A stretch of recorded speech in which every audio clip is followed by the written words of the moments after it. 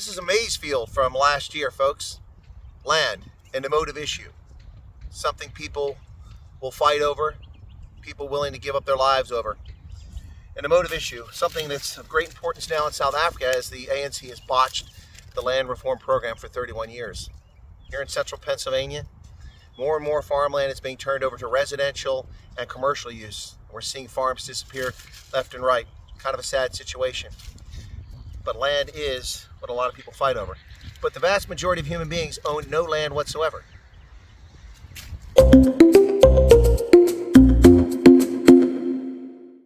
Hey folks, welcome back. This is Chris in central Pennsylvania. It's disheartening to see the lies and misrepresentations and outright fantasies that are propagated about land ownership in South Africa. On a break earlier today, I happened to read something from Foreign Counsel by Michelle Galvin, former U.S. Ambassador to Botswana, and even she got this wrong, talking about the majority of land in South Africa owned by white South Africans. Now, the only data that's available to corroborate how much land white South Africans actually own is the 2017 land audit, which is the last time the government's actually taken action to review land in South African ownership. Now, some people quibble about how they defined whites in that survey. I don't know what their process was. Some people said simply on surnames, which is hard to believe because that's ludicrous, because most colored South Africans actually have Afrikaans-related surnames, so it would be difficult to say whether they're white or colored. But anyway, let's accept the 2017 land audit for the data that it has, and I have accepted it for a long time. But that data is already 7 years old, so bear that in mind.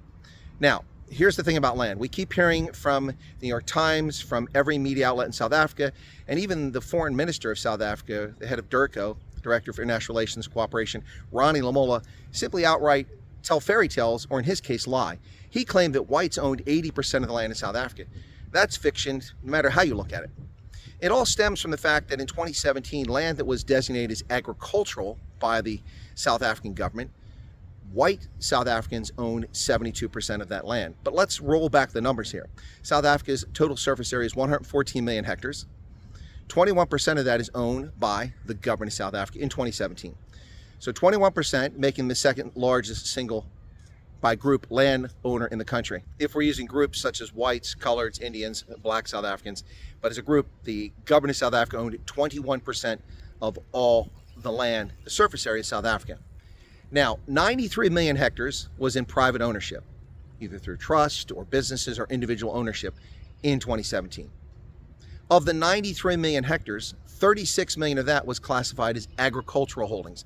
Now that includes macadamia nut farms, people growing wheat, dairy farms, but also things in the Karoo that have thousands of hectares that you need just to have sheep to graze because the quality of the soil is so poor and the vegetation is sparse. So 36 million hectares of the 114 million are agricultural.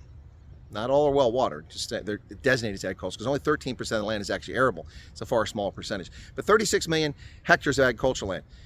White South Africans, according to the definition who was white in 2017 by the government, owned 26 million hectares of the agricultural land. So that's where the 72% comes from. But bear in mind, that's 2017. A lot has changed since then. Land has changed hand. The government has bought more hectares of land, willing buyer, willing seller basis.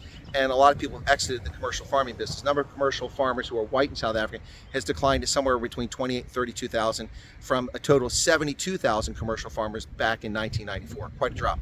So there are fewer and fewer white South Africans on commercial farms around the country. So white commercial farmers own 72% of the agricultural holdings. But that represents just 29% of the surface area of the country, 29%. Now, you take that and you realize that represents just 29% of the privately held land. So just under 1/3 of the land that's in private hands was owned by whites, who make up about 8 to 9% of the population. So overrepresented for sure as far as land ownership, but not the lies that Ronnie Lamola is telling you. And if you look at the total surface area of South Africa, it goes from 29 to 23%.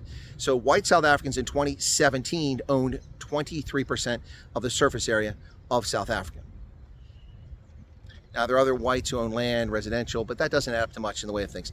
So this is the lie that's perpetrated to spread racial hatred in South Africa and divide South Africans. Now, the problem here is that politicians in South Africa don't want to deal with facts. Ronnie Lamola, the media, and many others, including the New York Times and publications around the world, consistently lie, either because they're lazy or they're dishonest.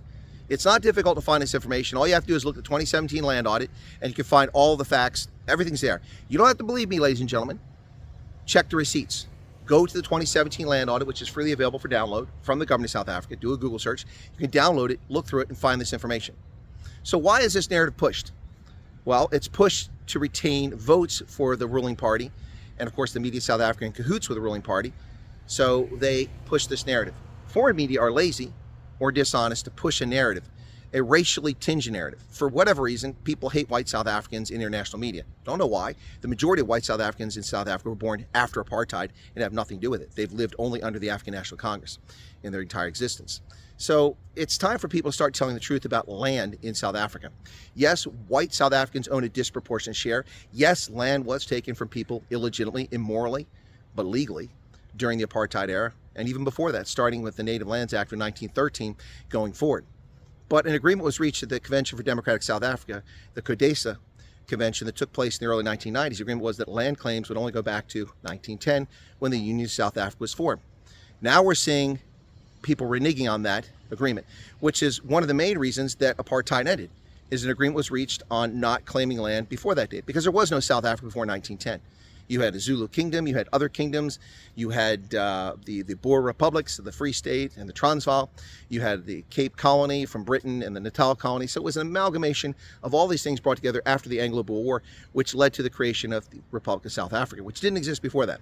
So 1910 was a reasonable date to go with. But people claiming land from 1658 and 1787, these are things lost in the sands of time. It's illegitimate. And nobody alive today has any legitimate claim to any of those lands. It's ridiculous. It's ridiculous. But the bottom line with land in South Africa is that it's an emotive issue. And therefore, people benefit by lying and misleading. The truth of the matter is this.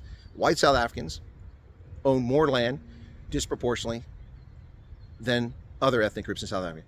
But we're only talking about a very small number of people. The total number of white landowners in 2017 in the entire country at that time of, 58 million people was around that time, 58 million South Africans, only 95,000 white South Africans owned any land.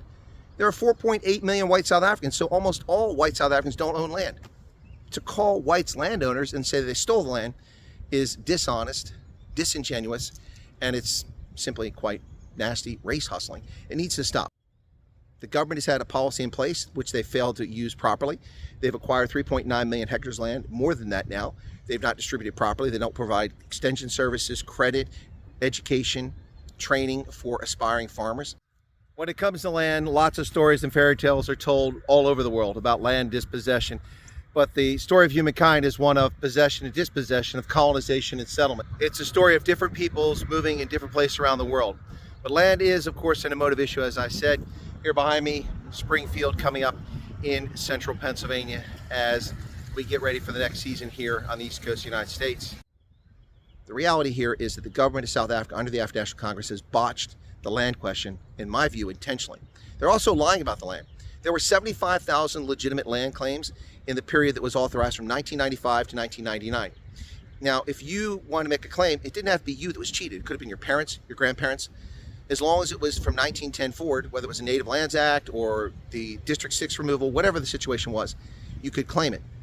Most people took a financial settlement.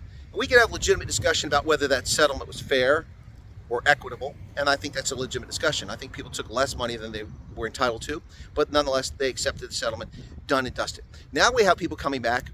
This is ridiculous. Land that was given to aspiring black South African farmers. This video will be attacked for a variety of reasons. But this is an objective video. They sell the land, someone buys it, turns out to be a white farmer. Video. Now people are coming back and saying that land was stolen. Not hyperbole. It was bought in post-apartheid South Africa legitimately from people who couldn't farm it successfully because the government didn't support them. So you decide for yourself. Whether it's for commercial use, residential use, industrial use, public space, or agricultural use, land is an emotive issue. Land is something people will fight wars for.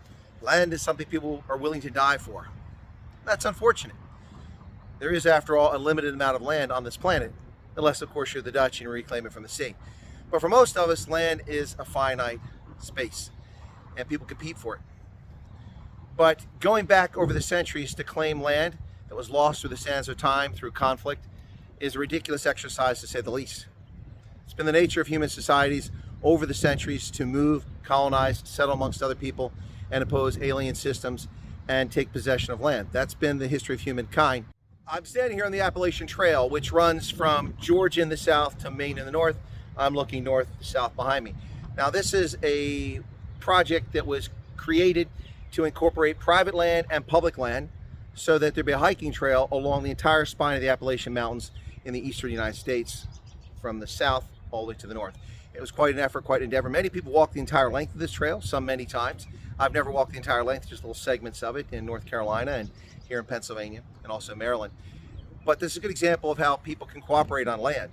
Right next to this is a farm field, privately owned farm field. And there's some woods on the other side here, also privately held. And then just outside that is private ownership for residences here in rural Pennsylvania. Land is, as I've said, an emotive issue. And it's certainly one that gets a lot of attention in South Africa. And it deserves to have attention. But the lies told and the false narratives about land possession and land ownership in South Africa really need to stop. The country cannot move forward when people undermine the rule of law. Those who had legitimate claims had their chance to file it. Almost all were settled. The remaining claims, the government of South Africa has an obligation to settle those land claims. The ones that were submitted during the Zuma administration are by and large mostly false, duplicative, or simply people claiming the same thing they already lost a claim on.